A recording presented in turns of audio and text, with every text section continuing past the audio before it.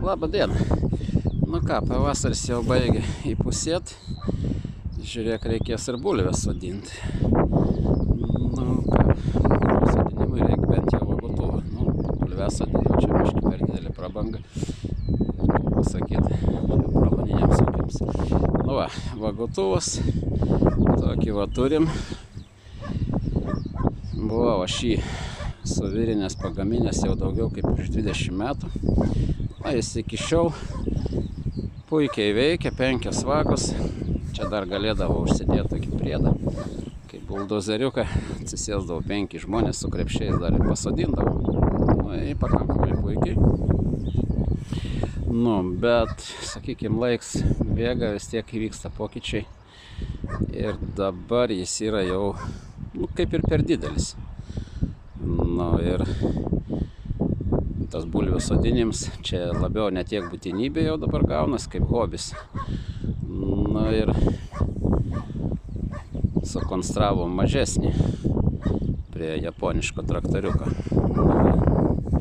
Šitą va. Na, dabar yra jisai 2 vagų.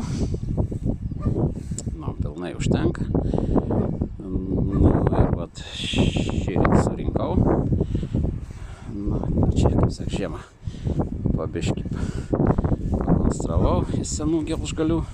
Nu, buvo nupirkti patys vagotuvai, ratukai. Nu, spiroklės dar ten. Nu, šiaip konstrukcijos autorius jau būsiu aš pats. Nu, tai va taip. Nu, dar bulvę sodinti anksti, išbandyti dar anksti, dirba tik suart, reikia dar sufrezuoti. Nu, čia bus gegužės pradžioj plius minus. Nu, dabar vat vaizdelis toks. Na, lik ir pusė bėdos. Na, tai va, žiūrėsim, kaip vagos. Sakykime. Nu, parametrai atitinka, daugmaž nuleidus ten turi būti.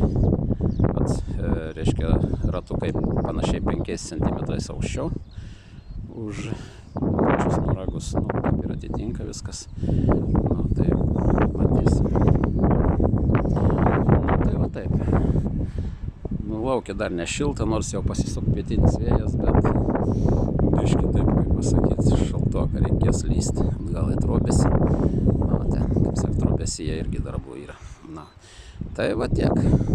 Turbūt tiek kol kas. Na, žiūrėsim ateityje dar nors.